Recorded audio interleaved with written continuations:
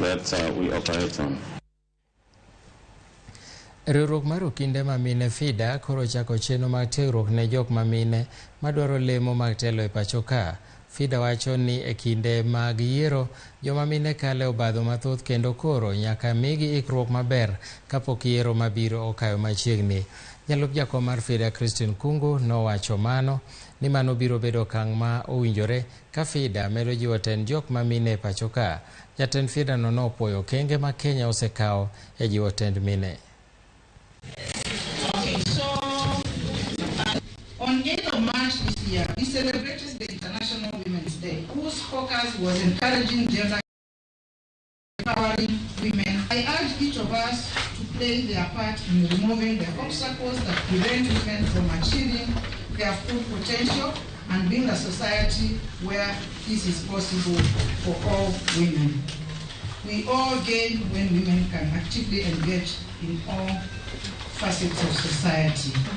We have been at the forefront of championing women leadership.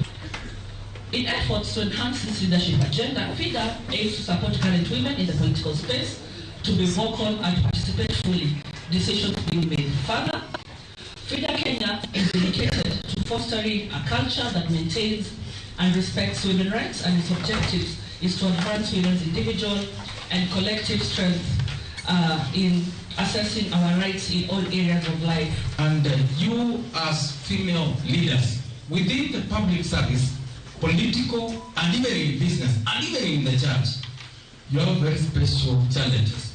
Like if you want promotion and you are a she, lazima uangalie roof.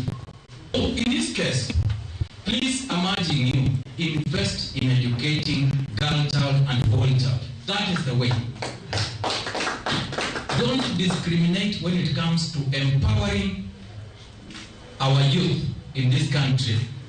Not only women, not only boys, but all of them. And I want to thank FIDA so much for organizing this forum for us to come and talk it out as women and women in leadership. They have seen there is hope, there is light.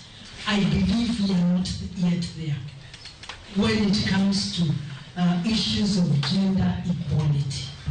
And that is why it is so good to come together and ask ourselves as women, where do we go wrong when it comes to the leadership?